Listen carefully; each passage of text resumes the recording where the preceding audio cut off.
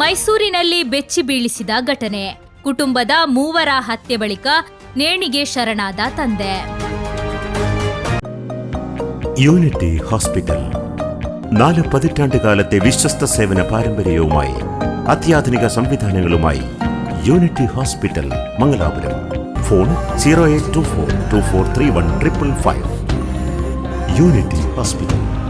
Expect life.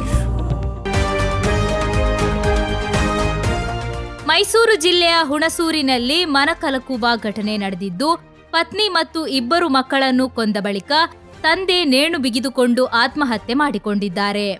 ಮೃತರನ್ನು Harish, ಪತ್ನಿ ನಿಶ್ಚಿತ, ಪುತ್ರಿಯರಾದ ರಕ್ಷಾ ಮತ್ತು ವರ್ಷಾ ಎಂದು ಗುರುತಿಸಲಾಗಿದೆ.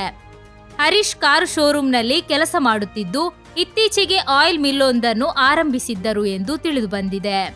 ಸೋಮವಾರ ರಾತ್ರಿ ಮನೆಗೆ ಬಂದ ಹರೀಶ್ ಪತ್ನಿ ಹಾಗೂ ಮಕ್ಕಳನ್ನು ಉಸಿರುಗಟ್ಟಿಸಿ ಕೊಂದು ಬಳಿಕ ಮನೆಯ ಮೇಲ್ಮಹಡಿಯಲ್ಲಿ ನೇಣು ಬಿಗಿದುಕೊಂಡು ಆತ್ಮಹತ್ಯೆ ಮಾಡಿಕೊಂಡಿರುವ ಶಂಕೆ ವ್ಯಕ್ತವಾಗಿದೆ. ಘಟನಾ ಸ್ಥಳಕ್ಕೆ ಜಿಲ್ಲಾ ಪೊಲೀಸ್ ವರಿಷ್ಠಾಧಿಕಾರಿ ಮಲ್ಲಿಕಾರ್ಜುನ ದಂಡಿ ಭೇಟಿ ನೀಡಿ ಪರಿಶೀಲನೆ ನಡೆಸಿದ್ದು, ಪ್ರಕರಣ ದಾಖಲಿಸಿಕೊಂಡು ತನಿಖೆ ಮುಂದುವರೆದಿದೆ.